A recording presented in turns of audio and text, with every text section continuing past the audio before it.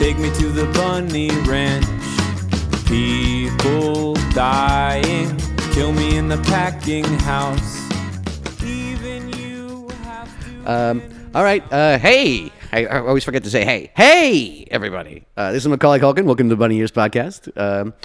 This week we have a really, really fun guest. He's sitting in my living room right now. The one, the only, Mr. Tony Hawk. Hello. Thanks for preempting it with a fun guest. Yes. I don't know if I've been introduced like that before, so I appreciate it. Oh, yeah, you got it. No pressure. Now I got to be fun, though. Yeah, now you got to be fun and funny and charming and everything. That's a lot. Yeah, you got to be on, dude. All right. Yeah, there we go. Now we're cooking with gas. I'm ready. All right, cool. So yeah, we were talking off mic. You said you live in San Diego? Yeah, I live in North County, San Diego, but I have to come to LA quite a bit for various things. Your podcast, not. Oh yeah, there's no exemption. Yeah, I was gonna say, did you drive all the way up here just for my podcast? Wow, man. I did today. Oh, really? Yes, absolutely. That's super sweet of you. Yeah. Oh, okay. Yeah. I know you had asked me a long time ago, and I kept trying to combine it with some other thing I had to do in LA, and nothing was really lining up. Huh. So here we are. Oh, look at you. Well, thanks a lot. You drove all the way from San Diego. Absolutely. Yeah. I would have drove down to Tijuana. Wow. Yeah. We could have met there. Yeah. It would have been an entirely different vibe, I think. Yeah, the Caesar Hotel. Go there, have a Caesar salad. Yeah, it'd be great. The home of the Caesar salad. That's right. Yeah, I actually, I read that history. Yeah, it was. Well, I stayed there when I've like with my band. We played there a couple of times, and we always stayed at the Caesar Hotel. And they kept on saying, "Oh, this is the home of the Caesar salad." I'm like, that's bullshit. Like, no way. It was the Caesar salad made in Tijuana. I met a chef from Tijuana, and he told me the whole story. No, it's actually for real. It's on Wikipedia, so it's got to be true. Oh, that's right. Yeah. Ooh. But they make it right in front of you. The anchovies, and they do the whole it's a show. It's a rundown hotel, and it's crappy rooms. And that's all their the doorknobs are sticky. Like that kind of thing. But you know what? The little cafe down there, it's quite classy. I was gonna say that's their hook. Yeah, I think they all wear bow ties and everything. I mean, it's actually it's completely different than what you think. Yeah. So you and I met a long time ago. I don't know if you remember, but you were on TRL Live. Oh my and goodness. I was there. Oh my gosh. I do not remember this. It would have been 2001, maybe 2001. Yeah. When TRL was the thing, people used to line the streets. Yes, and then you'd wave from the windows. Yeah. Yep. No, believe you me, it was hard getting in and out of that joint. There's a reason why I only did it once. You actually ended up on. We were doing. For lack of a better term, like a documentary-ish type of thing on our whole tour, because it was a big ESPN sponsored tour, and so you ended up in one of the edits of us at TRL. Oh, look at that! Yeah. Oh, look at me! You were in our big skate video. Let's put it that way. Yeah. All right. I was in a skateboarding doc. Yeah. Yeah. Or video. Doc. Whatever. Yeah. Doc would be a generous term for it. Let's call it a film. It was episodic, so it was an episode. Okay, there you go. Yeah. Well, look at me. Look at I'm a star. Look at me now, Mom. There you are. You're a hardcore skate video star. Yeah, I did it. All right. Cool. Finally. Yeah, finally. TRL and a skate video all in one. Look at check me out. TRL was wild. Yeah, well, it was also smaller than you thought. Like, it filmed bigger. And then it's like, no, there's like 12 people in there. They make it seem like there's 100 kids in there. And Yeah. Oh, the crowd. Yeah. Yeah. Even the studio itself. At the most. Yeah, there's like 20 kids in there and Carson Daly. And exactly. That's it. Every boy's dream. Yeah. But yeah, I did not remember that, at all. Yeah, I mean, that was like 18 years ago. Yeah. And I didn't really. I could have a kid in college. Skating was right just now. starting to kind of come in, and I felt very out of place doing things like that at the time. So I was just kind of like, oh, crazy. And then you were there, and I was like, holy shit, like movie stars are here. Like, this is crazy. And then, so I wouldn't think I would be that memorable, to be honest, at that time. Well, isn't like a thing like on your Twitter or something like that? Like my lady was just telling me this, like, about people who they're like, oh, Anthony Hawk, like that's like Tony Hawk's name. Yeah. Every day. It's unassuming. Every day, yeah. Well, it's more. I think what it is that is one element where people see my name, and my legal name is Anthony, and so you're at the airport, they have to check your ID.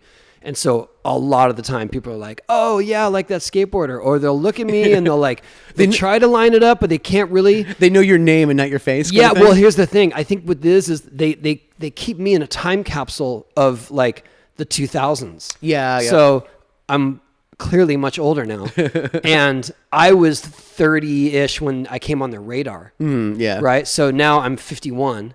Congratulations. And I go to places and they're like, they're like, no, it can't be you, you know, or the worst reaction and the most honest is, oh, you got old. Or you look a lot different now. Well, you're preaching to the choir. I do that. I age everybody. They're like, "Oh, you're Macaulay." How? Like, I'm almost 40. Right. Yeah, and it just makes everyone. It's my curse now. Yeah. I make everybody feel old. The best comeback that I've seen, especially online, was David Spade, and they're like, "Oh man, you got old," and he wrote, "Well, I hope the same thing doesn't happen to you." Yeah, exactly. So yeah. So yeah, you said it happens like every day, essentially. Quite a bit, yeah. Well, it's just more. It's more of a.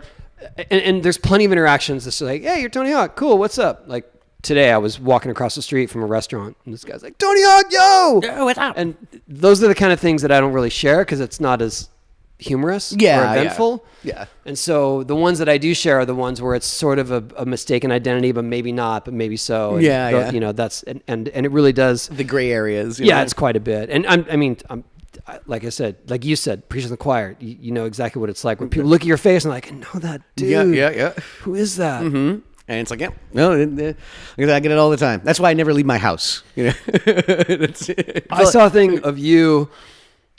What was it? You were like sitting in your laptop and it was like Home Alone 2019. Yes, because that was brilliant. Thank you. I was very proud of myself for that one. Yeah, that was. In fact, I think I showed it to a few different people when you requested I do your podcast. I would look at this. This is awesome. Yeah, no, I got some beef stroganoff on my DoorDash. Yes, exactly. Coming in. Yeah, just a little upside down like a snowman pillow and just like just belly sticking out. Yeah, it's great. Hairband in, Well, because it was right when they announced like Disney Plus was talking about doing a Home Alone television show. Reboot? Yeah. Oh, okay. Yeah, it's like actually a television show, which actually is not the first time they've actually attempted to do a television show. I think the fourth Home Alone movie was a pilot, like a backdoor pilot for a television show. Oh, okay. That was the secret incentive. Yes, exactly. So it was one of those things where like the social media kind of stuff, it was like, okay, we have to do something. I was like, yeah. Give me an hour. I got something. Oh, you actually did it for Disney? Yeah. Oh, yeah. No, I just did it like for my social media kind of thing. Yeah, I was like, great. so let me get this belly out. And actually, there's a couple of different like photos of it, and I picked the most unflattering one, and it's one of those decisions you have to make where it's like, this is forever.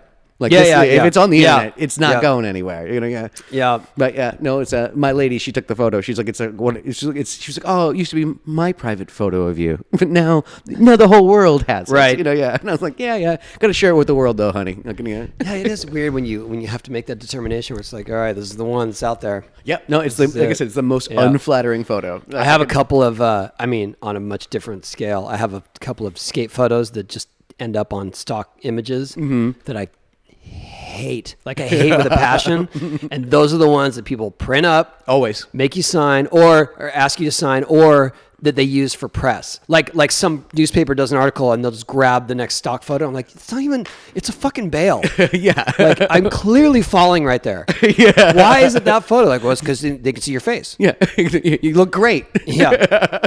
You look great when you bail. Yeah. It's very flattering. Yeah. Wah. Poor us. Yeah. Well, you said you have a skate like park in your house or your backyard? I have a small skate park in the backyard. Yeah. Hey, you got kids? Yes. Between my wife and I, we have 6 children. Oh my gosh. I'm so sorry. They're all pretty grown up. I mean, we're almost empty nesters at this point. Gotcha. We have 3 boys in college. My oldest son is 26, lives on his own, has a coffee shop. And then we have 1 at home, and we have my daughter as well. So we have 1 half-time, 1 full-time. Gotcha. And it's very different because it used to be just teenage. I mean, it was like a teenage takeover of our house for a few years. Yeah. Because they're like close teenagers in age. come with a whole crew, of course, and we had 3 of them. Yikes! Yeah. With their own crews. Goodness. And it's chaos. And I'm sure you have like a nice house and you have a like skate park in the back. Like, I'm sure it was a dope place for them. Ours to hang is out. the one where everyone would congregate. Yeah. So are they all professional rollerbladers? My oldest son is a pro skateboarder. Oh, nice. My other boys, they all skate, but they weren't trying to make a career out of it. Gotcha. Yeah. They're all good. Like, that's the thing. It's. I mean, you'd assume so. But it's not even. It's not me. It really is like it's on their own terms. But they all really have their own very specialized techniques. Oh yeah. That are kind of advanced. And it's funny because I've said this to a few people where they have their whole crew, and some of their friends are like semi-pro skateboarders. You know, some are pretty serious, and they'll be downstairs and they'll be like arguing over some dumb little minutia about skateboarding or about. Well, my Siri just went off there. I have no idea. Yes, Siri. Here's my story. Yeah. And so they'll be arguing. Tony Hawk's Tale. Yeah. They'll be arguing about some dumb thing like the origin of a skate trick or something, and I'll come downstairs like to get, you know, a glass of water or something. Into the goddamn Godfather, you know. And I'll walk by and I'm like, do you guys want to know and they'll just ignore me. Like, Seriously. I have the answer to your dilemma, or I know that person. I can end this argument right now. And they're just like, no. Like, I'm just a dad. Stay out of it, old man. No, yeah, that's it. I'm just a dad in the house. I'm not the oracle of skateboarding. So it's a weird. Well, your kids sound like jerks. Jeez. No, it's more like they see me as a dad. Yeah, exactly. And they're friends too. Like we're the responsible parents. Yeah. Which is weird. Yeah. Even today. I mean, you're like the uncool guy. Yeah, because we were just all trying to get away with stuff when we were their age. Yeah. And, you know, now they're spoiled. They're spoiled rotten. You know. I suppose they're really good about it. They don't take it for granted. No, I'm sure. I'm ragging on your kids. That's okay. I do too. Okay, good. Yeah. So, how many bones have you broken? Like for real? The only bone. Have you lost count? No, the only bone I truly broke was my elbow, Oof. which I still have screws in, and I've fractured many other bones. Like, gotcha. Fracture my pelvis twice, fracture my skull, fracture my thumb. Evil Knievel over here, looking at just looking. Yeah, but I have friends that have like literally broken. My son's Riley. He's broken both elbows twice. Ouch. Jeez, that seems incredibly painful. There's a lot of nerves there. Yeah, and when he did it, it was in the day when you had to wear that arm cast, the like bent cast. Oh, so like stuck like that. Yeah, kind of like he's Batman. Yeah, because now it's just like some brace you put on there and take it off if you want. But I've had 2 knee surgeries, so I've definitely had my share of pretty serious injuries to come back from. Yeah. But the whole idea of breaking bones is, I've been pretty lucky. Oh, nice. All right, yeah. Because I used to have a skateboard in my house, like as an adult kind of thing. I have a big kind of open room. It's like a loft kind of apartment in New York, and I'm not like a skateboarder or anything like that. And I had to get rid of it from the house. Because pretty much I only use it as like a dolly to move furniture around and stuff like that. Yeah. Occasionally mess around, but of course, like having parties, drunk friends, stuff like that. And just like, look, I'm glad I have insurance. Let's put it that way. Yeah. People were always wiping out in my house. So I was like, I had to hide the skateboard. Like, I bet. Yeah, just a bunch of drunk party goers. Yeah, as soon as they see it, like, hey. Yeah, it's a good way to break an elbow. Right. Yeah, it's that kind of thing. And so, never really got into it. But I mean, I did it a little bit when I was like a kid and stuff like that. Because everyone's kind of like these punk kids, get a skateboard. Sure, you were right at that age too. Yeah, but yeah, no, I was my brother. He actually always like teases. I tease him about it because he had a chain wallet, and I was like, "Oh, do you skater boy? Like here's your skateboard. Merry Christmas!" Like, yeah. And That's pretty good. You ever do a chain wallet? I did not. No, you weren't that kind of skater. More in the skate world. That was more of a Northern California thing. Okay, gotcha. Because there were certain things that were just associated with regions of skateboarding. Mm-hmm. And so if you did a chain wallet, then the idea is you're wearing Dickies and you're from SF or San Jose. Gotcha. And you've always been Southern California? San Diego my whole life, yeah. Oh, really? Okay. There you go. And how'd you pick up the art of skateboarding? That was through my brother. My older brother was a surfer. He's 13 years older than me. That seemed like it was the gateway back in the day. Pretty much, the surfer culture. So when he started skating, it was probably like 76-ish, 1976, 77. And that's when skateboarding was more of a fad. And it was just like, like yo-yo. It was like, oh, yeah, skateboard. Hula hoop, yeah. But the ones who were serious about it were the surfers because it was more like emulating surfing when the waves were flat. So that was why he did it. And then I just started doing it because he had some old skateboards in the garage. So I just started riding it and then found some friends who were into it. So we would do it as transportation around the neighborhood. And eventually I got invited by one of my friends to go to the skate park with him, like the actual skate park. Look, did they have like ramps and things like that back then? Pools. So it was all empty swimming pools. Gotcha, yeah. Like the Dogtown kind of stuff. I've seen the documentary. But at this point, it had become a thing that there were actually bowls and facilities built for skating, even though they were swimming pools. Gotcha. You know, it wasn't like you're sneaking into the backyard. And You're what year is this? Around? About 77, 78. Gotcha. 78. And so I went with him, and the moment I walked in the skate park and I saw literally people flying around, I was like, I want to do that. Yeah. How do they fly? That looks cool. Exactly. It was like, I want to learn how to fly, whatever it takes. And basically, within the first year of my skating, quit playing baseball. I quit playing violin, which I regret. And had my first concussion, knocked my front teeth out. Oh, good. I was going to say, like, I'd look at the exact same scenario and go, there's no fucking way I'm doing this. Like, it's a good way to break your ankle, knock your teeth out. I think but you know what's funny is that was more of a defining moment for me, because when I did actually wake up, like from a concussion. Were you out like a light? I was out. Oof. Yeah. I woke up in the pro shop with an ambulance on the way. Are you like 14 years old or something like that? I was 11 or 12. Oh my goodness. Jeez. And I woke up, and my first thought wasn't like, oh my God, what have I done? I'm never going to skateboard again. My first thought was, man, I got to learn how to do rock and rolls better. Yeah. Time to work more. Like, it was more like, oh, I should have my foot in the other position. And I think for me, that was a defining moment, because most of my friends, once they got hurt, that was it. Yeah. They either quit because they were afraid to get hurt, or they quit because their parents made them. Yeah. No, I would see your injury at 11 and go, no fucking way. Like, yeah. You know what I mean? Like, I appreciate not knocking my teeth out kind of thing. Like, yeah. Yeah, exactly. Yeah. Like, because I was a physical kind of kid, and I kind of did some daredevil-y kind of stuff. You know, I believe me, I've done some stupid things in my day. But wasn't it difficult when you were, especially when you're doing movies, that there's a liability there, and they're like, you can't be doing anything? Oh, well, not necessarily. I mean, yes and no, but like, it's not like a television show. Like, there's certain, like, a lot of TV shows, like, you can't. It's in the contract. You can't go skiing.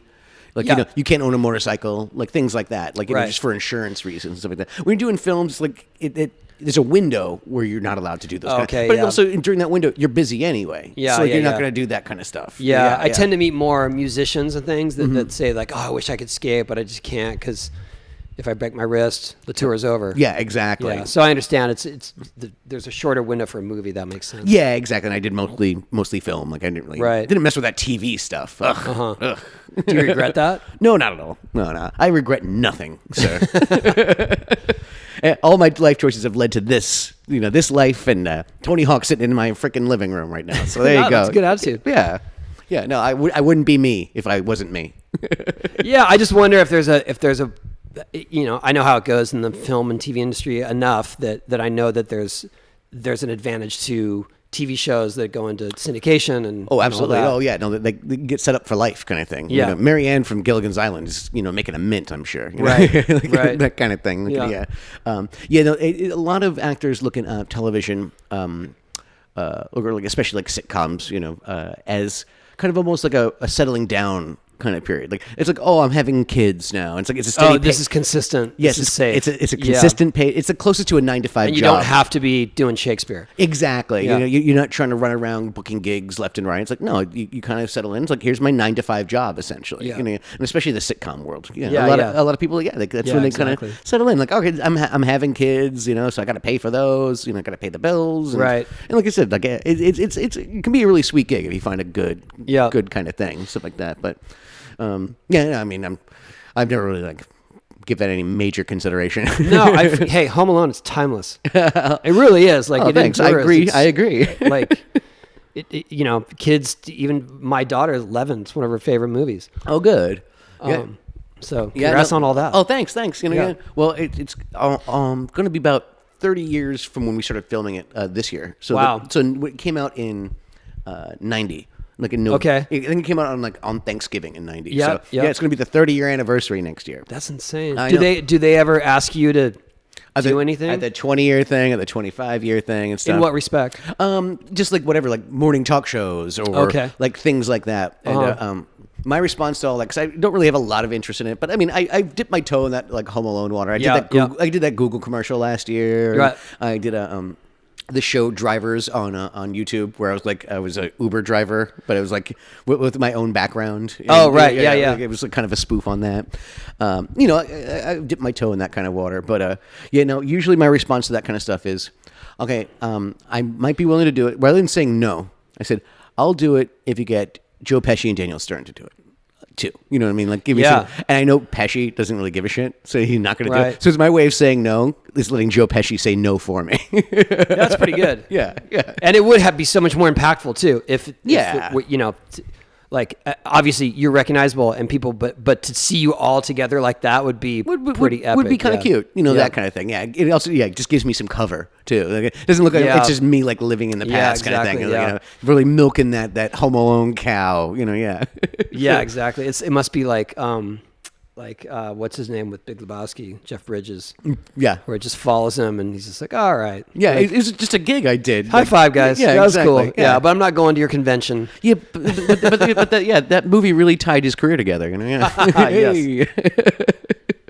Actually, we'll take a little commercial break. It's one of those things we do. We got to keep the lights on, pay the bills, stuff like Okay. that. So yeah, Don't turn the dial. yeah. Don't Click on anything else. Yeah, don't click on anything else. We'll be right back.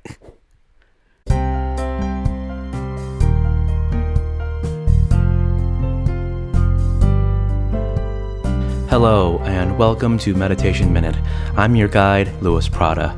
Thank you for choosing me to be your Sherpa as we ascend Mount Meditation. Pay no mind to the frozen bodies that line the path. A good, long, hearty, deep breath fills in the lungs with invigorating oxygen, and, my favorite part, the exhale, detoxifies the spirit. An old instructor of mine once told me that the length of a meditator's exhale is as long as their problems are serious. While I can't attest to the accuracy of that statement, I do know that breathing is at the very core of everything that's important about meditation.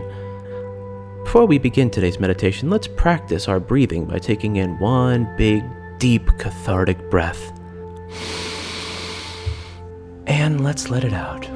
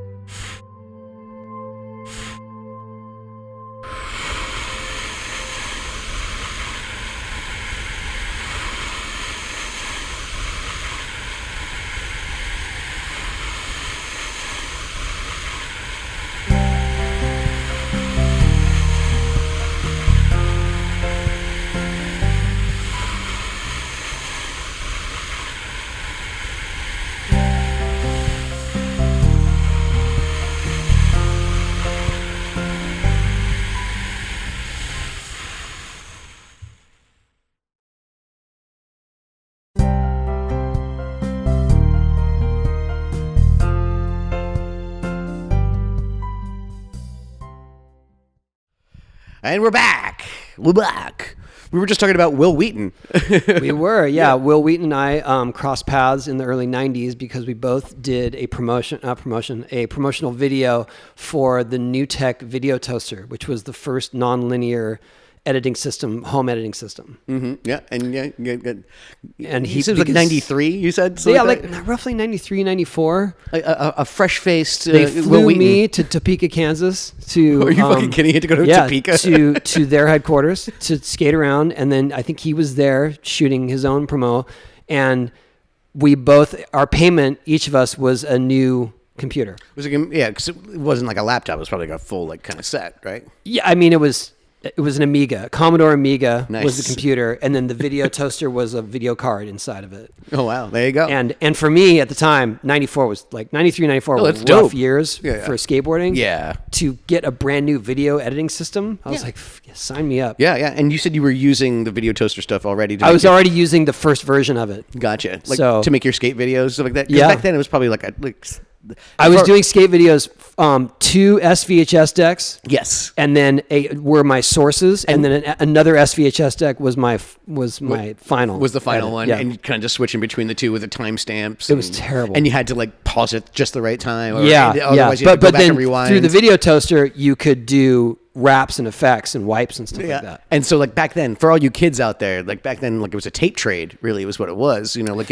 like tapes would kind of just float around and people would trade them and all that kind of stuff. Yeah, well, so there was those no were YouTube. The first videos that I did for my company Birdhouse were we charged $5. Like we just said, send us $5 in the mail. I mean, this is so illegal, but we're like, send us $5 in the mail and we'll send you a video. And we got a bunch, like we sold them out, and then those would get copied. I mean, and we were just renegade. Like we were using Beatles music and Pixies and Pink Floyd, and you know what I mean? Like, yeah. Because as far as I was concerned, well, I'm not making money off from it. So you're just a punk. What does it matter? Yeah, just a punk kid. You know. Luckily, they didn't. They didn't catch on in huge popularity, so I didn't get busted. Yeah, exactly. And how old were you then? I guess. Gosh, you must have been like 20 something. Yeah, 24, 25. Yeah. Sending out tapes and all that stuff. You know, yeah, doing the videos in my garage. And then driving them to the duplication center. Nice, the duplication center. Yeah, duplication center, San Diego. It sounds so like futuristic, you know. Yeah, it was so ghetto. Yeah, I know. I'm sure it was. Just a bunch of tape machines, you know. Yeah, bunch of tape machines. Yeah. Yeah. When did you actually like start like professionally? When did you actually start making money doing skateboarding? Like, you know, like like rather than just kind of being a punk kid, you know, in a bunch of pools. It was kind of slow than all at once, but the first time I made any money was around the time I was 14 or 15, and the prize money for skate competitions was usually about $150 first place. Gotcha. And then every once in a while, like it would jump to $300. And so for me, I was just literally saving up for a moped. Yeah. I mean, that was the goal. I remember when my bank account got to $450, I was like, I went and bought a Honda Express. Yeah. Because that way I could get to the skate park by myself. Oh, there you go.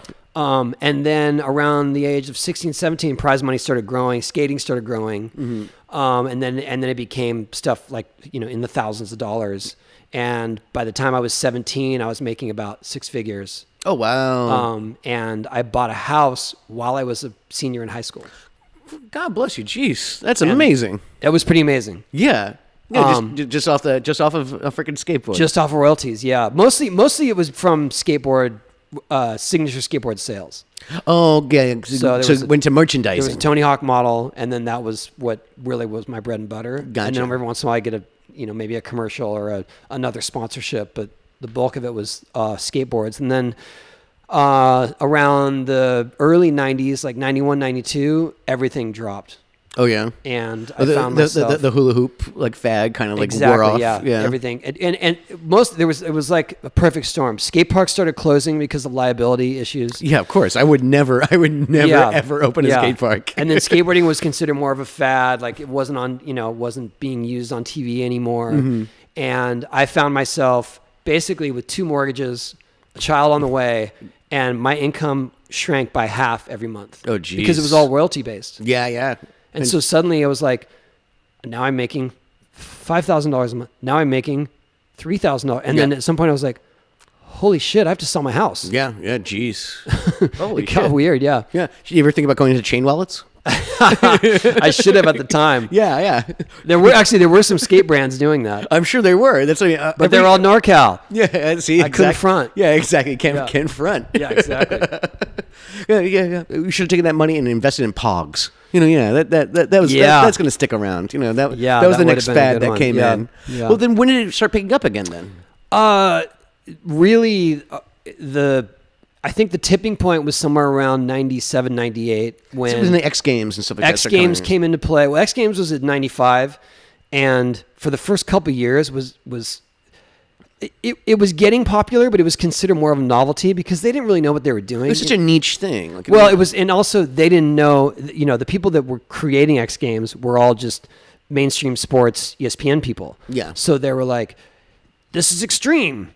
These guys, they skydive and they rock climb and everything's extreme. Everything, Mountain Dew's extreme." And we were the extreme athletes, and it was like, no, we've been skating our whole lives. I don't rock climb. Yeah, exactly. You know what I mean? I don't bungee jump for a living. Like, we skate, and I think that after about 3 years of that, those sort of novelty events fell off, and so we lost the sky surfing and the eco challenge, and then the core of whatever X Games became was skateboarding, BMX, motocross. Yeah, that what we think of X Games essentially. Yeah, exactly. Like, And when that sort of turned, it was like, oh, this is what kids are into now. Yeah, and then not long after that, we released our first video game with Activision. Yes. And that's when things I was thinking about introducing you as the star of Tony Hawk Pro Skater 2.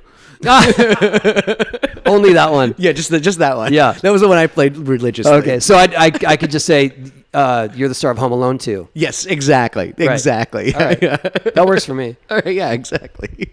Yeah, so that when did like that deal come around? I mean, that was like probably late 90s, early 2000s, something like that? Yeah, around 1997, I got approached by a PC programmer that said, "Hey, I want to work on maybe a skate game," and he had a little engine. It was super crude, and I'm sure, yeah. not, but I was like, "Hey, yeah, there haven't been many skate games out there." Yeah.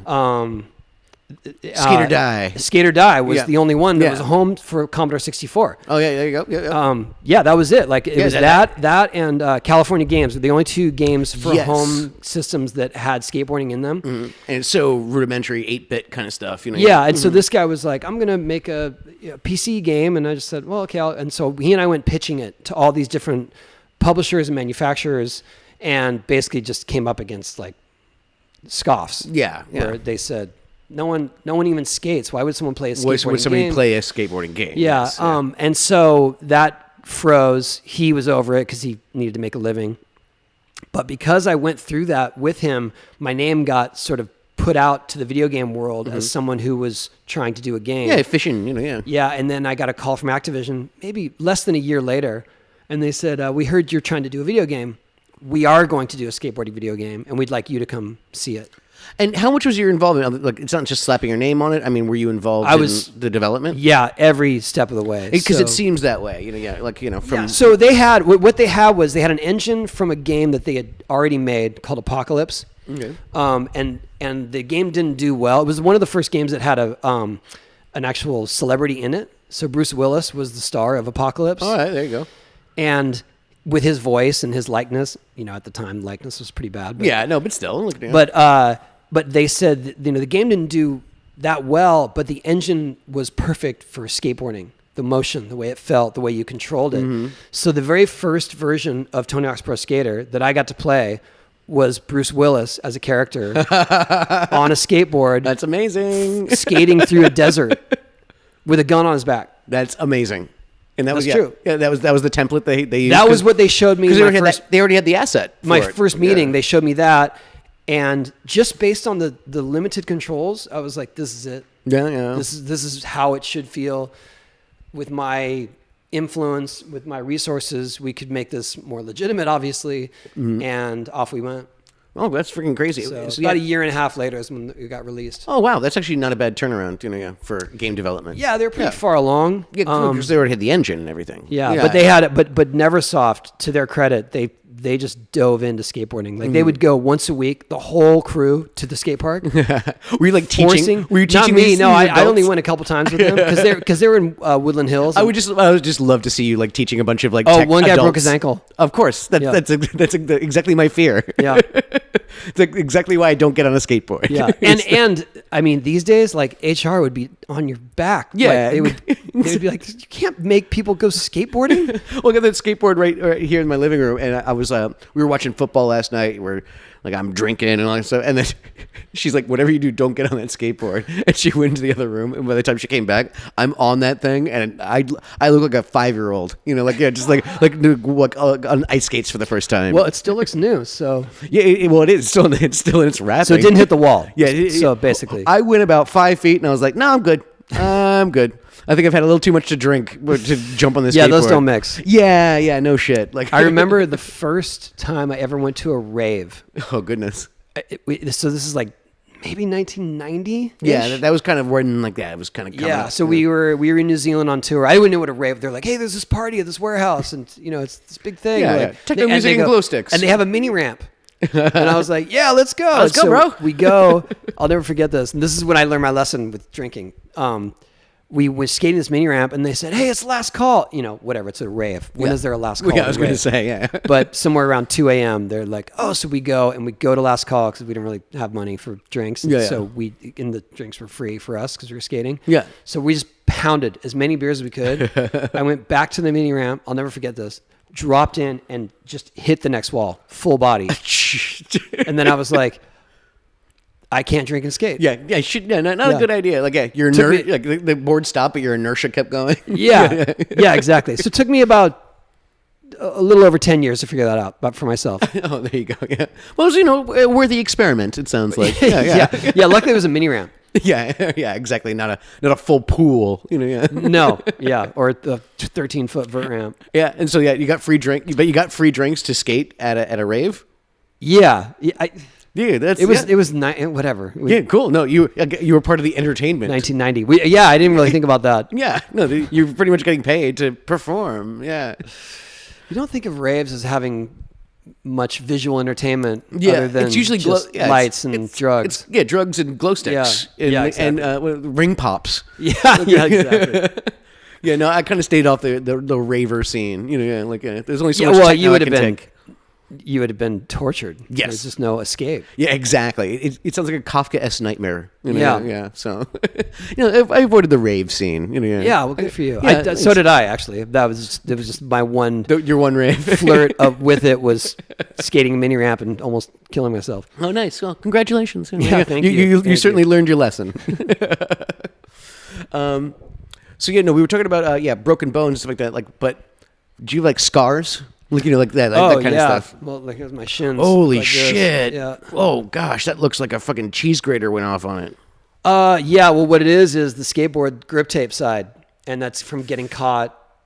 Like if I don't catch it right, it's from sort of bouncing around and scraping. Oh, it's like it's like that sandpapery kind of thing. Yeah, I got one that goes all the way down to goodness. the sock. Yeah. Oh geez, dude. Wow, that looks like fucking like chicken skin. A lot of stitches. Oh my goodness, I'm sure. Oy. I'm so sure. That's where my on my elbow right here. You can see the two screws kind of sticking out. Yeah, that's what I was looking at. That's why I was asking if see your old battle scars. Yeah. Yeah, I don't like. It just becomes part of you. Yeah. No, I know. Really. See, I got. You see this little white dot right there? Yes. That is Joe Pesci's tooth. No way. Yes, it was. We were doing that scene at the end, and he's like, I'm gonna smash your face with an iron. I'm gonna, when they finally catch me, and during rehearsal, he goes, I'm gonna bite each one of these fingers off one at a time, like that's the line. And during the rehearsal, he bit me a little harder than he meant to, and it left a divot. And I went, and it was and he just realized that he bit a 9-year-old kid, and yeah, that's hardcore. I was kind of bleeding a little bit, and he was like, holy shit, and I was like. I kept my mouth shut and stuff like that. I was like, let's just do it. Just don't bite me again like that. Yeah. But yeah, I didn't squeal on him. But what an awesome story. Yeah. I got. Yeah. So we're showing off our scars. Yeah, exactly. So yeah, there's my Joe Pesci tooth scar. So mine is this thumb right here is, you see it's kind of fat. Oh yeah. It doesn't bend properly anymore. That's from fracturing it or maybe broke it. I don't really know. But when I fell, I did a full loop ramp and I ended up falling from the top one time. You try to catch yourself with your hands, of course. That's usually how it goes. Yeah, I think that's when I broke my pelvis and got a concussion. So I don't remember holy it a whole fuck, lot. Dude. But because of that, my signature changed. Oh, really? Yeah. So it is your right hand. Yeah. So I can tell my signatures. I mean, this is just your random thing, but I can tell my signatures were pre or post loop. Oh my goodness. And yeah, no, probably affects your video game playing. Yeah, I can. Everything else is okay now, but it's just holding a pen and trying to get really goodness. It's hard. So you're saying it's all worth it? Yeah, and that's a cool story. Yeah, I was shooting Wild Boys when I did that. Oh, okay. Jackass. Okay, yeah. We have our battle scar wound stories. Yes, exactly from our work. Yeah, exactly. Yeah. Well, work out in the field. Yes, exactly. But you were talking about Tony Hawk Pro Skater. It's they did what, like 5 of those? What is it? So there were 4 Pro Skaters. Then there was Underground. Because there were spin-offs too. Yeah, Tony Hawk Underground 1 and 2. We did American Wasteland, Project 8. What was the other one? Proving Ground. And then we went into the board peripheral. Tony Hawk Ride. I was going to ask about that. That was tricky because they were on a really strict timeline to get that out. I was watching a mini documentary about a month ago. Yeah, and so they missed some marks and a lot of they just kind of rushed it, and there were problems with the hardware.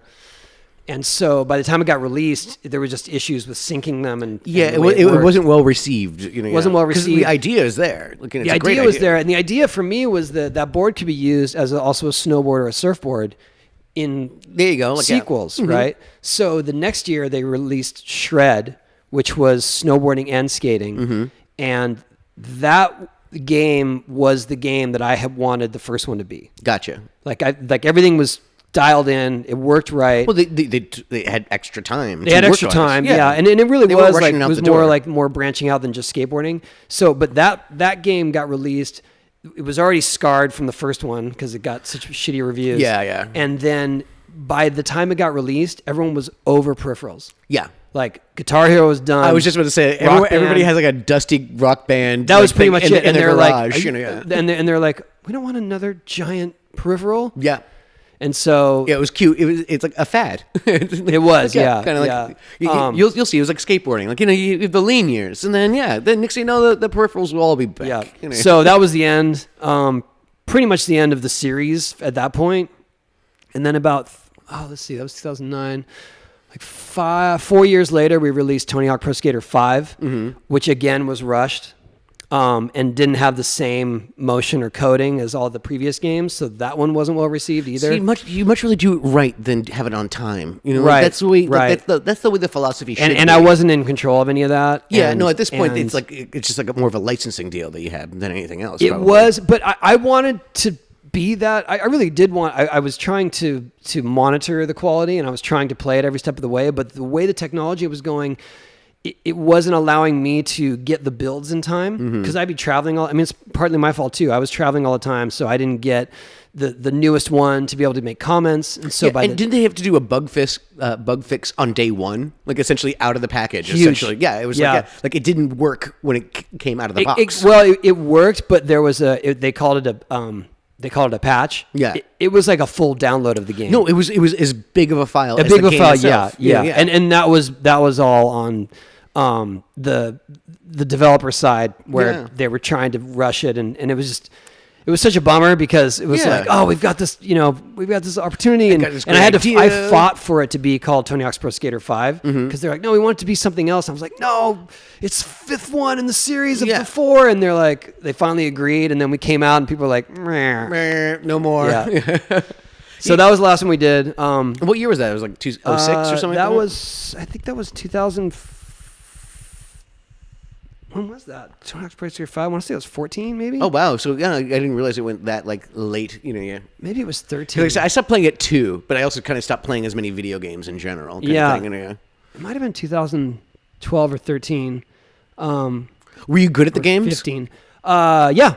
I was. Yeah, I still am. Yeah. Oh yeah. Every once in a while, someone will bust one out. In fact, these guys tried to. Here's my PlayStation. Yeah, that happened to me in Brazil last month. I was doing an interview with these guys, and like, oh, do you remember this game? They pulled out Pro Skater 2. So yeah, of course. And he's like, did you play it? I go, yeah, of course I did. And he's like, do you want to play it right now? I'm like, well, I don't know. He's like, well, there's one right here in this tent set up. Yeah, and then they hand me a controller. Yeah. So luckily, but it was like getting back on a bike, getting back. Was it? Did yeah, come back I have quick? Certain techniques in it that I know I can score high. Gotcha. And I know the special tricks. So I'm not like the master at every single map or everything. Yeah. But if I need to score points, I can score big points. So do you play as yourself? I do play with myself. So I play as myself. I was going to say, do you play with yourself then? Yes. Yeah. All right. Yeah. That's my choice. I'd rather play me than someone else. How's that? There you go. Yeah. Well, you don't want to play Bam Margera. I'm not going to ask you about him. Yeah, I hope the best for Bam. Me too. I don't even know the guy. I don't even know the fella, but me too. All right, cool. It's time for another dynamic ad, and then this is the last one, kids. So don't worry about it. All right, enjoy things. And we're back. We're back with Mr. Tony Hawk, star of Tony Hawk Pro Skater 5. That's okay. The story's not a secret. I mean, I openly tell it, and I take just as much blame as anyone. No, I know. Like I said, I watched like a little YouTube documentary about it, like about a month ago, unrelated to this interview. It was kind of just like what happened. Right. What happened. Like that kind of thing. Well, I hope I get another chance. Let's put it that way. Yeah, I was going to ask like whether or not there's anything like anything like that on the horizon that you don't have to talk about it too. I'm open to it. Let's put it that way. Oh, there you go. Yeah. You hear that? You hear that, kids? Tony Hawk's open to anything. So we actually we asked some people online questions for you. I Okay. actually have not looked these over, so this was just handed to me. Here's one. This was Anthony J. Moran or whatever. His name is a hot dog a sandwich? You know what? I guess someone else asked me that recently, and I think my answer was yes. But I'm gonna. Yes? I've since determined no. Hot dog's just its own unique category. Yeah, I mean, Same with hamburger. I was about to say, like, yeah, you never really see hamburger sandwich like on a menu. Like, it's Yeah, not- unless you're in Europe or something. But Yeah, then I was that's about to because say- they make it wrong. unless it's broken English. yeah, like, essentially. it's just because they're making bad ones, Yeah, so they call it a sandwich. Hey, honey, can you get me a hot dog sandwich? Yeah. So I'm gonna go with because it's such a proprietary bun shape. Yeah. But You're not putting deli meat inside of a hot dog. yeah, but bun, like a pulled pork sandwich, is on a bun. but not a hot dog bun. Okay. So I mean, that's what I mean. Like, where's the line from I bun? don't know. Yeah, that's kind of what I'm talking. Okay, yeah. So all right, there you go. Why is that the question always comes up? I don't know. It's everybody. It's on the tip of everybody's everyone's tongue. Oh, what was your favorite music track from one of your games? There we go. That's from. Oh wow. Yeah. So I think the soundtrack that people remember most is from the second one. Yeah. But I would say that the one I'm most proud of putting on the series is Police Truck because I never thought I could get Dead Kennedys to a bigger audience. Oh, that's cool. Like, the idea that I got a punk track to be one of the anthems of this game and the one that people recognize is very cool to me because I grew up listening to Dead Kennedys. Yeah. But in terms of newer music at the time, Millencolin No Cigar was always my favorite, like, newer track. The one I remember most is Amoeba. Amoeba, and because we would sing along to it, but it was Tony Hawk. Yes. Tony. Am I the only one who did No. that, or is that a common I thing? actually skated to that song in a contest a long time ago, way before the video game, and I chose that song, and the announcer started singing it like that. Yeah, exactly. So, yeah. Okay, good. It's like one of those things like remember we were kids, we were playing Nintendo or whatever, and we all, like, when it didn't work, we'd take out the cartridge and blow on it and put Right. it back in, right? Right. Who told you to do that? I think everybody independently came up with that idea. Yeah. But isn't that a weird kind of parallel evolution? Yeah. It's like, everybody independently started singing. Well, there's that Tony Hawk. Yeah, I guess there's It's the whole same thing. Mandela effect. You heard that? Yes. Yeah. The Berenstain Bears. Yeah, exactly. Yeah. But yeah, no. For some reason, we all like heard the same lyrics. That and I remember Ace of Spades. Ace of Spades. Yeah. Those are the two. That Yeah, so really that was stuck another out. one. Like I was a Motorhead fan, and the idea that we brought Motorhead to a whole new audience was very cool to me. Yeah, that's awesome. Let's see what do we have. What's the most useless talent you have? That's what Natorius wants to know. I can blow bubbles off my tongue. Oh, really? Yeah. Yeah? Like I don't know if I can do it now, but Okay. no. Oh, I saw the. I see. I know, but I see you making the. But I need to get the right like texture. get but, a yeah. lube up a little bit. Yeah, and it really grosses people out, but every once in a while I'll do it. And Oh, there you go. yeah. I wish I could. Okay, Megan Levy asked, did you ever play Tony Hawk Pro Skater for Nintendo 64? Of course. Yeah? Yes. When we first did the series, I didn't know any better, and I had a 64. I didn't have a PlayStation, and so I said, "Oh yeah, we're gonna make this for 64 first, right?" And they're like, "No, there's a million PlayStation, or there's Yeah, no, discs are in. No, but cartridges, there are many more PlayStations in the world. We want to reach that audience first. Yeah. And then maybe we'll do a 64 version. And I'll never forget the day that they announced it. They sent me an email first. They're like, "You get what you wanted." Yeah, you did it. Nintendo 64, yeah. You did it. Nice. I love that system. Let's see. Martin Swinkles asks, can you really spin on poles, or is that just a pro skater thing? Can you spin on a pole? I think she means fire hydrants, or he. Yeah, spin on poles, or is that just a Tony Hawk Pro Skater thing? That's so. I think they're referring to spinning. Not a spin is a trick that you like. There's a guy named Natas Kappas. Mm-hmm. He had a famous video part where he ollied up onto a fire hydrant and spun around on it, like a few times, and then came off of it. Yeah. And so we put that trick in the game, and we call it the Natas spin. Ah. And so you can do it on any sort of sharp something pointy. Something pointy, right? Yeah. But its initial creation was from a fire hydrant. So the answer is yes on a fire hydrant. So you could do it? I've never done a not a spin. All right. Yeah. Do you know why I've never done it? Because I was afraid to hit my shins I'd be afraid of hitting my junk. Like, It's for not real? well, I'm tall enough that I know I'm not gonna hit my junk, but I'm worried I'm gonna hit my shin on the way down. Yeah, and I've seen your shin, sir. Yeah, And, exactly. yes, That's it. That's I what would keeps be me- afraid too. But yeah, like I said, I'd be afraid of the nuts part. I think. Yeah. Yeah, that's always a concern too. When I lived in Paris for a couple of years, and they have like some of those poles that kind of come up like along the sidewalk. Oh, yeah, Sometimes yeah. they have a little like horse head on. Yeah, it I and know, stuff like that. Yeah. And so it's one of those things where like, look, you're walking around at night, you got some wine in your belly, and you're with some friends, and like you try to like leapfrog it, right? Yep. And so all my friends, they lived in France their whole life, kind of thing. They go, don't do that. And I'm like, why? Is it inappropriate? And they're like, no, you're gonna hurt yourself. I'm like, Yeah. no, I won't. And then bam. Totally hit my nuts like the next one. I'm like, what are Yeah. you talking about? They're like, yeah. I think it's because every single French kid did the same thing. Sure, and it catches your pants by like that's You're up there. Like, yeah, I I know those. Yeah, those are all over Europe. Yeah, it feels like it feels like an hour, and it's really just it's like 2 seconds.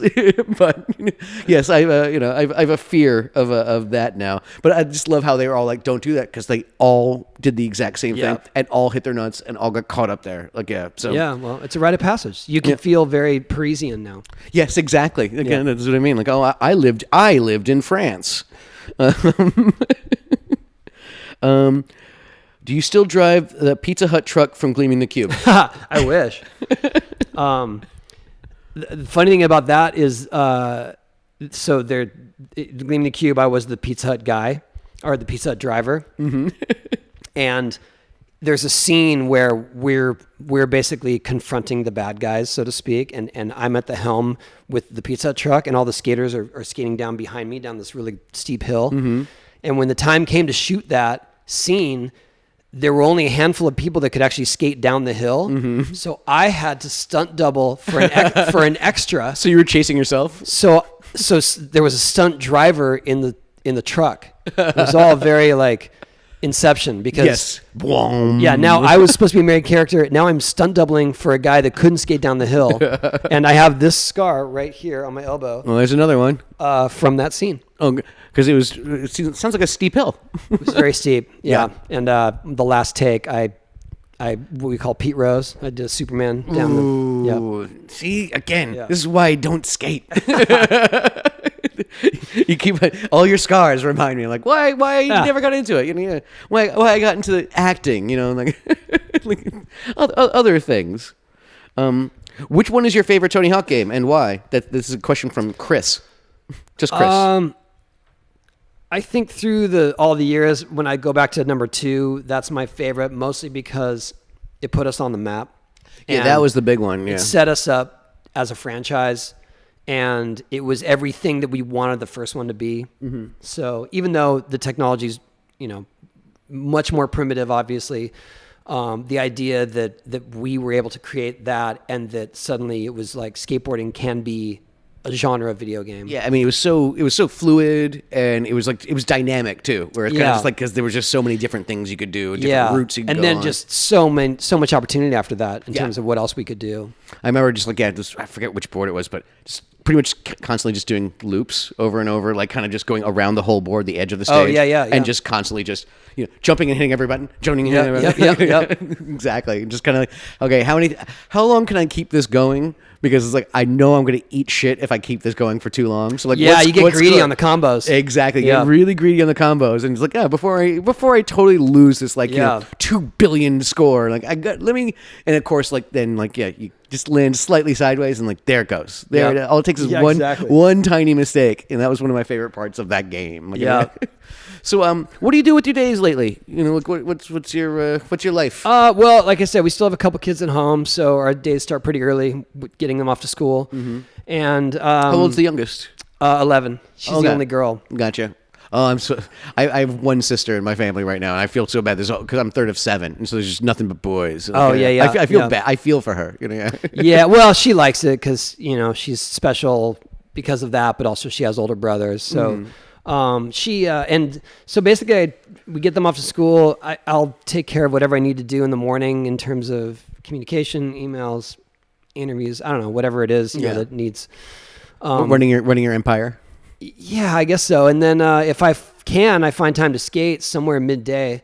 I was going to ask, like, yeah, so you skate like every day kind of thing? Yeah, pretty much. Even if it's just sort of a mellow session, that's my only form of exercise. Yeah. So, and what's like how long is a mellow session? Like an hour? Usually it's like an hour and a half with a few buddies. Oh, cool. And then somewhere around few buddies, few beers. No beers. No beers. No more rave slams. And then usually in the afternoon, I just try to make it back home by the time kids get out of school to be available to them, because I travel so much that if I'm home, I really want to be. You want to be dad.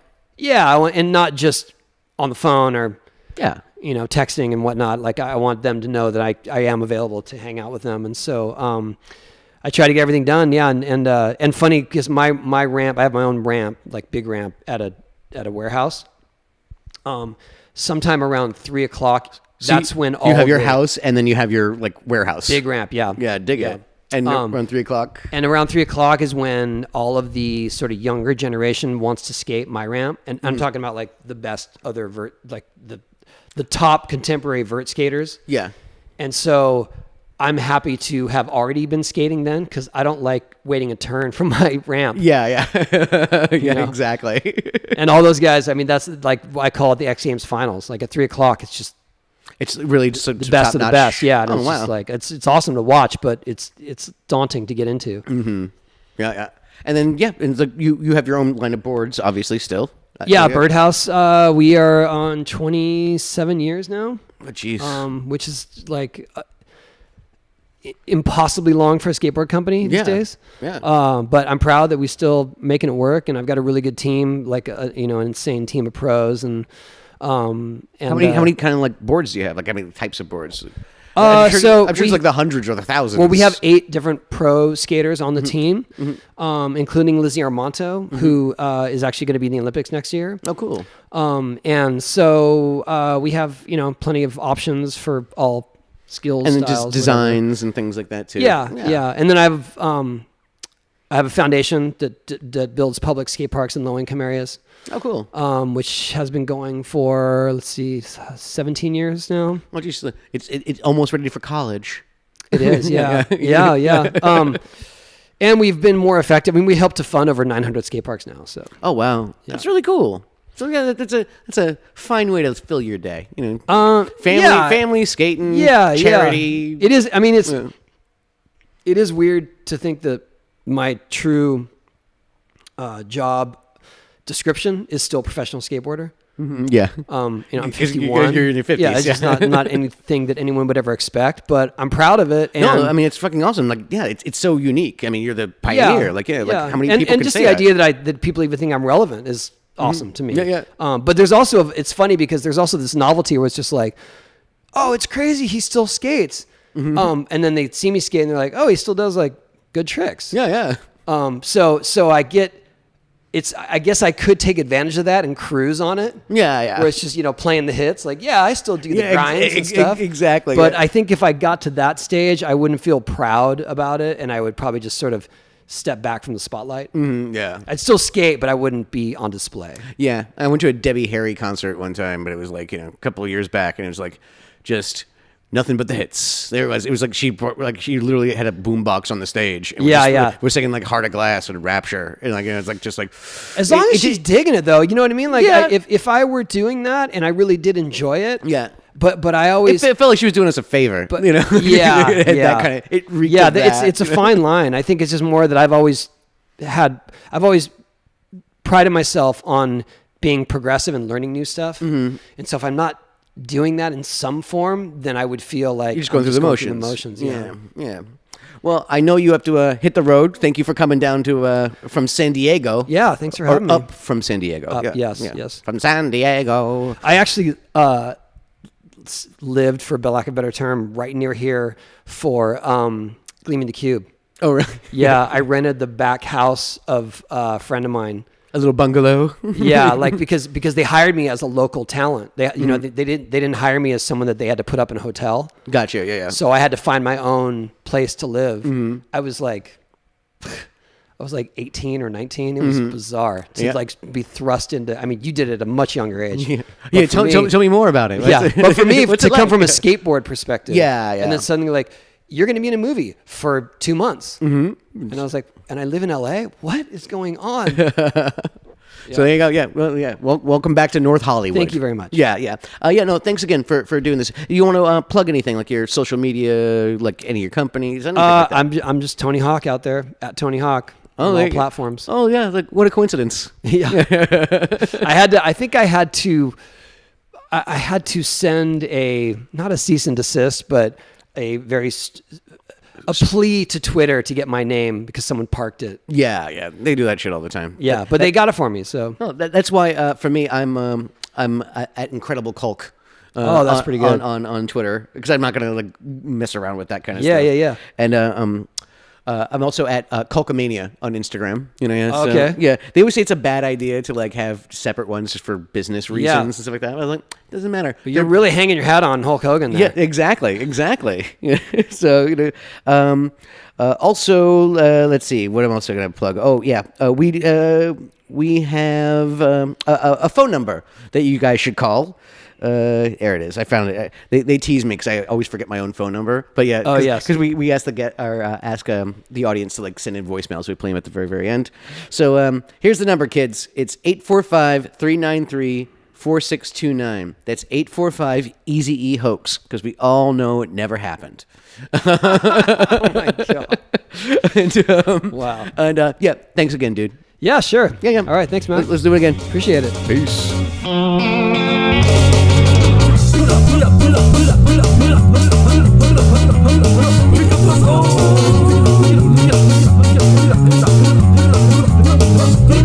You dial 845-393-4629. So call Macaulay Culkin on the Funny Years podcast and leave a funny message anytime. 845-393-4629. So call Macaulay Culkin on the Funny Years podcast and leave a funny message anytime. Happy birthday to you. Happy birthday to you. Happy birthday, dear Macaulay.